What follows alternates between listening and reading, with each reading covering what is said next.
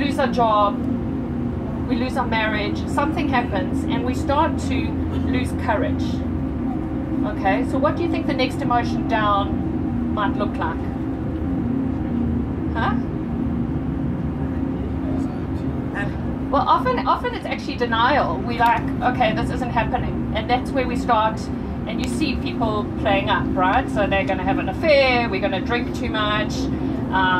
We're going to just go, oh, it doesn't matter. Like I've just had a glass, but just another one will just sort me out. Or, shoot, I really need that glass of wine after work. And the more you start doing that, and the more you start realizing, and it starts niggling at the back of your mind. You know it's not good for you. You know it's not something that's going to move you forward, but it's something that becomes very, very hard to admit to yourself. And so you start going down, and as you go down, after denial, the next thing you start to feel is probably anger. Okay? And anger where you don't even know where it's coming from, but you're kind of just pissed off. You're pissed off with life, you're pissed off with people, you get to the front of the queue and you're like, frigging hurry up, I don't have all day. And you're like, how come I'm doing that? Because actually I waste a lot of time myself. But we're getting like angry, we're getting angry with people in the traffic, just things that didn't bother us before are starting to really friction us against us, okay? And then we start going down a little bit more if we don't deal with that. And when we start going down a little bit more, we might start going into the past, which is, shit, I used to be so great. Huh? How good was life before? How easy were things before? How many friends did I have before?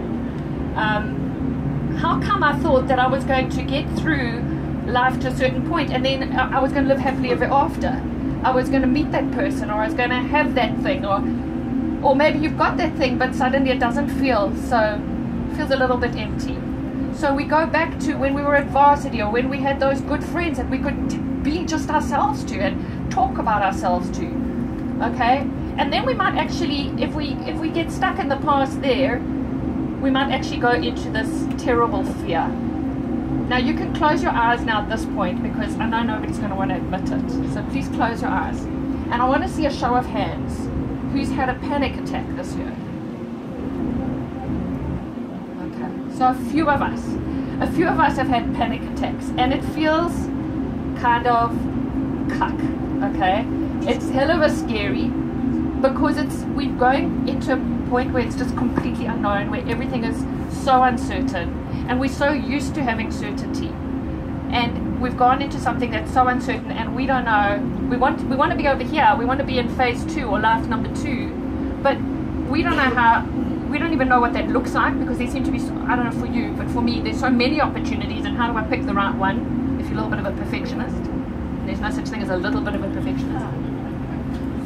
So, and then even if you did know, it's how do I get there? And you know, you might land up getting right through this fear. Okay, when you get through this fear some more,